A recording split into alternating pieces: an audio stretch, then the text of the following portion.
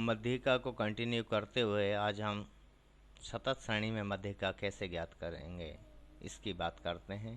पिछले व्याख्यान में हमने व्यक्तिगत श्रेणी में और खंडित श्रेणी में मध्यिका कैसे ज्ञात की जाती है इसको समझाया था, इसका अध्ययन किया था। तो सतत श्रेणी में मध्यिका ज्ञात करने के जो चरण हैं कुछ इस तरह से हैं कि सबसे पहले तो हम संचयी आवृत्ति ज्ञात करते हैं, क्योंकि सतत श्रेणी में जो है वर्ग होते हैं, क्लास इंटरवल्स होते हैं। तो सबसे पहले तो संचयी आवृत्ति ज्ञात करते हैं। फिर एक सूत्र है जो मीडियन का, अब यहाँ बदल गया, ये कई लोग तो इसको कैपिटल एम के रूप में लेते हैं और कई लोग स्मॉल एम के रूप में, जो भी आप लिखना चाहें।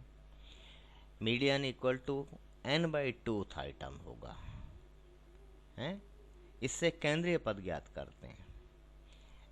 n/2, वहाँ तो मीडियन जो था n+1/2 था, लेकिन यहाँ बदला है। कारण क्या है आगे जाके आपके समझ में आ जाएगा जब हम एक एग्जाम्पल लेंगे। तो इससे केंद्रीय पद ज्ञात कर लिया जाता है। फिर मध्यिका वर्ग ज्ञात करते हैं, और मध्यिका वर्ग ज्ञात करने के बाद में मध्यिका वर्ग में मध्यिका मूल्य का सूत्र जो है ये है। अब मीडियन की वैल्यू जब निकालेंगे तो उसके लिए जो सूत्र काम में लेंगे वो ये होगा कि m = L1 + I/f इंटू, ये ब्रैकेट है, m - c। L1 कई लोग L1 लिखते हैं, कई लोग L लिखते हैं। जो भी आप लिखें आपको बताना पड़ेगा कि ये जो वेरिएबल्स हैं, ये जो आपने अननोन वेरिएबल्स दर्शाए हैं, ये हैं क्या। कई लोग इसको ऐसे भी लिखते हैं, m = L1 + I/f bracket n/2 - c। ठीक है। अब यहाँ आप क्लियर करें कि किसका क्या मतलब है। m फॉर मीडियन, L1 मध्यिका वर्ग की निचली सीमा, मध्यिका वर्ग की निचली सीमा की बात हो रही है, ध्यान रखना, क्योंकि इसमें वर्ग होंगे, क्लास इंटरवल होते हैं कंटिन्यूस सीरीज में। I जो है क्लास इंटरवल है, F मध्यिका वर्ग की आवर्ती, ये वाला F फ्रीक्वेंसी किसकी है, मध्यिका वर्ग की, और M मध्यिका संख्या, मध्यिका या मध्यिका संख्या, C मध्यिका वर्ग से ठीक पूर्व वर्ग की संचयी आवर्ती। ये हैं ये सारी चीज़ें। अब इनको हम एक एग्जाम्पल लेते हैं, उससे अपनी बात को अच्छे से समझा पाएंगे और आपके भी अच्छे से समझ में आ जाएगी। एक उदाहरण है, मान लीजिए कि 100 विद्यार्थियों के प्राप्तांकों के विवरण हमारे सामने दिए हुए हैं। इनसे मध्यिका ज्ञात करनी है, मध्यिका प्राप्तांक ज्ञात करना है, या मध्यिका का मान ज्ञात करना है, या मध्यिका का मूल्य ज्ञात करना है। तो कैसे ज्ञात करेंगे। प्राप्तांक मार्क्स ऑब्टेन्ड 0 से 10, 10 से 20, ये वर्ग बना लिए हैं प्राप्तांकों के, 20 से 30, 30 से 40 और 40 से 50। ठीक है। ये 100 विद्यार्थी हैं। विद्यार्थियों की संख्या, अब 0 से 10 अंक प्राप्त करने वाले विद्यार्थी हैं जो 8 हैं, 10 से 20 प्राप्त करने वाले 30 विद्यार्थी हैं। ऐसे विद्यार्थी जो 20 से 30 अंक प्राप्त करते हैं उनकी संख्या 40 है, और 30 से 40 अंक प्राप्त करने वाले विद्यार्थियों की संख्या 12, और 40 से 50 के बीच अंक प्राप्त करने वाले विद्यार्थियों की संख्या 10 है। ये सूचना हमें दी हुई है। इस सूचना की सहायता से हमें मध्यिका ज्ञात करना है, मध्यिका प्राप्तांक या मध्यिका का मान ज्ञात करना है। तो हल करने, सॉल्यूशन क्या होगा इसका। कॉलम बनाइए पहले तो दी हुई सूचना के लिए। तो प्राप्तांक क्लास इंटरवल के रूप में है, प्राप्तांक 0 से 10, 10 से 20, और इस तरह से ये 40 से 50 तक जाएगा। जो स्तंभ बनना है वो बनना है आवर्तियों के लिए या विद्यार्थियों की संख्या के लिए, जो कि फ्रीक्वेंसी के रूप में है। तो इसके लिए बन गया। और तीसरा कॉलम जो है हमें कम्युलेटिव फ्रीक्वेंसी या संचयी आवर्ती की आवश्यकता यहाँ पड़ेगी, क्योंकि सूत्र में भी हमने लिखा है जो C मध्यिका वर्ग से पहले की संचयी आवर्ती, तो उसके लिए संचयी आवर्ती वर्ग बनाएं। तो 8 30, 8 + 30 38, और +40 78, प्लस 78 + 12 90 और 100, तो ये आ गया। ठीक है, ये हमने बना लिया।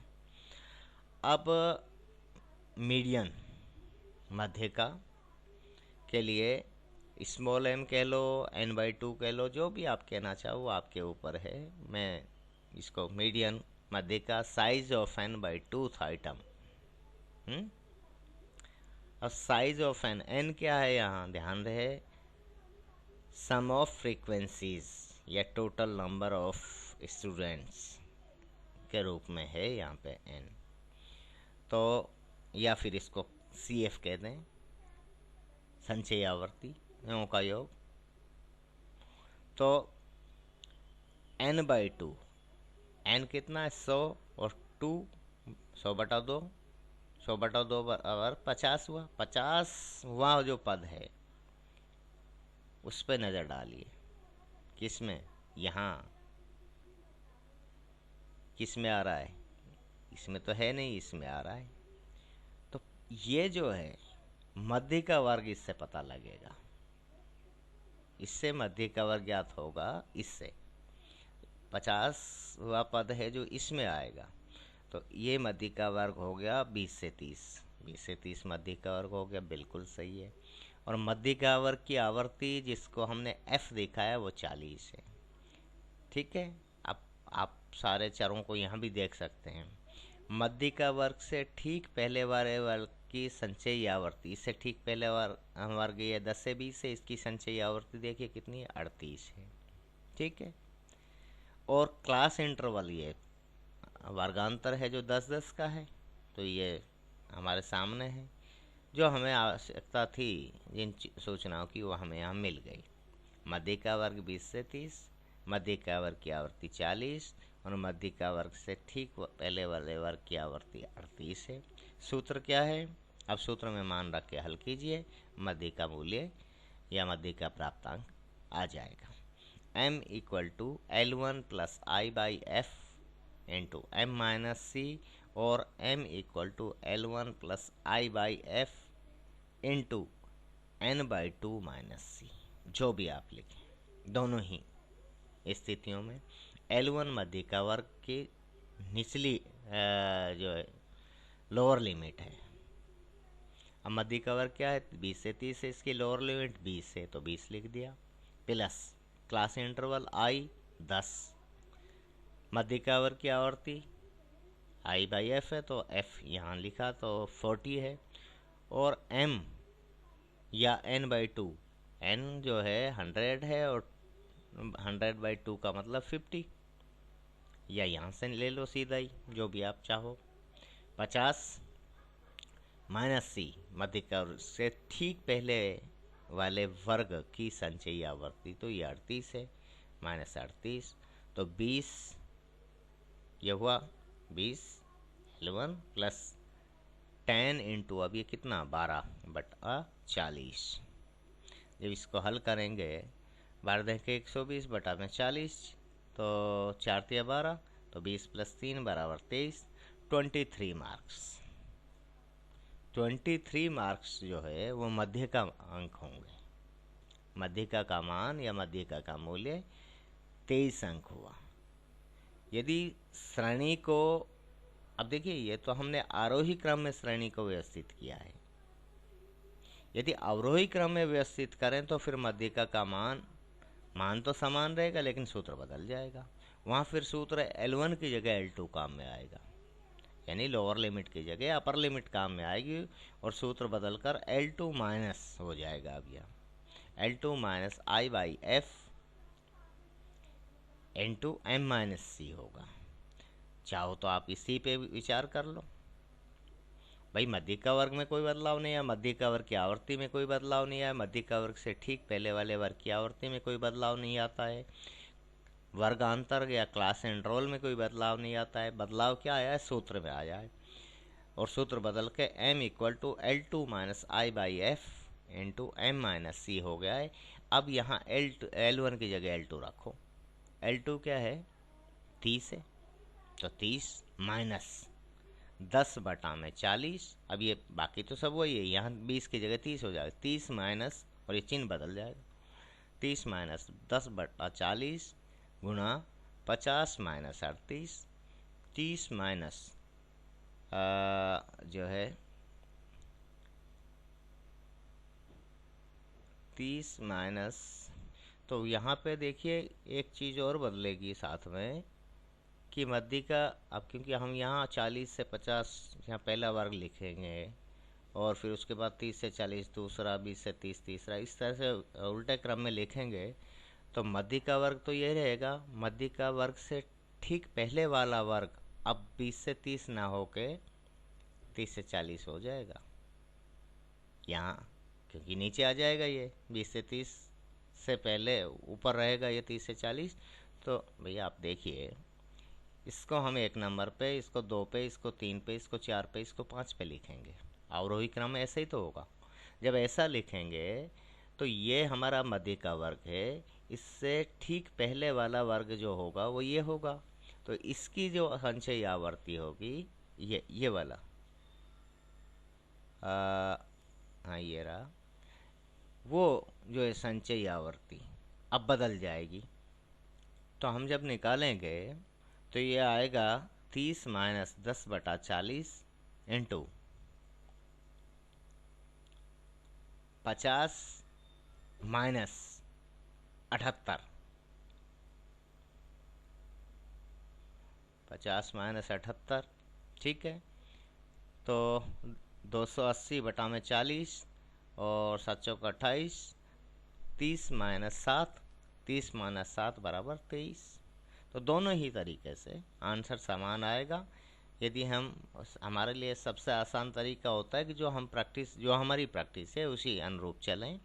तो आरोही क्रम में यदि संभव हो तो सबसे पहले तो हमें आरोही क्रम पर ही नज़र डालना चाहिए। यदि संभव ना हो तो फिर अवरोही क्रम की तरफ चलें, और अवरोही क्रम में जो है सूत्र बदलकर लोअर लिमिट की जगह अपर लिमिट काम में आएगा, और चिन्ह है जो यहाँ तो लोअर लिमिट में जुड़ रहा है, ये यहाँ ये घट जाएगा। इस तरह से हम ज्ञात कर लेंगे। तो ये हमारे स्थिति संबंधी दोनों माध्य हैं जो हमने मोड, बहुलक और मध्य का कैसे ज्ञात की जाएंगी, तीनों ही श्रेणियों में, व्यक्तिगत श्रेणी में, खंडित श्रेणी में और सतत श्रेणी में। हमने बहुलक के बारे में देखा है, व्यक्तिगत श्रेणी में बहुलक निरीक्षण की विधि से जान लिया जाता है, और खंडित श्रेणी में भी यदि संभव हो तो निरीक्षण विधि से, यदि संभव ना हो, और संभव ना हो कब होगा, तब होगा जबकि आवर्तियाँ अनियमित हों, तो उस स्थिति में ग्रुपिंग मेथड जो है, समूहन विधि का हम सहारा लेते हैं। और सतत श्रेणी में भी एक सूत्र जो है बहुलक का वो काम में लेकर समूहन विधि से बहुलक वर्ग ज्ञात करके और सूत्र की सहायता से बहुलक का मान ज्ञात कर लिया जाता है। इसी तरह से मध्य का है कि व्यक्तिगत श्रेणी में तो सूत्र जो m = n+1/2 आइटम है, और खंडित श्रेणी में यहाँ n जो नंबर ऑफ आइटम्स है वो नंबर ऑफ फ्रीक्वेंसीज या कम्युलेटिव फ्रीक्वेंसी जो हो जाएगा, उसके से जो है मध्य का वर्ग या मध्य का जो पता लग जाता है उससे निकाल लेते हैं। और यदि श्रेणी सतत है तब फिर हम क्या करते हैं कि मध्य का वर्ग ज्ञात करने के लिए m = size of n/2 item, ये जो काम में लेके मध्य का वर्ग पता करते हैं, और फिर मध्य का वर्ग और उससे पहले वाले वर्ग और उसके बाद वाले वर्ग, उन सब के बारे में हमारी जानकारी स्पष्ट हो जाती है। तब फिर इस सूत्र की सहायता से हम मध्य का मान ज्ञात कर लेते हैं। तो इस तरह से हम दोनों ही अध्याय जो हैं, दोनों ही औसत हैं जो स्थिति संबंधी बहुलक और मध्य का, उनको ज्ञात कर सकते हैं। थैंक यू, धन्यवाद।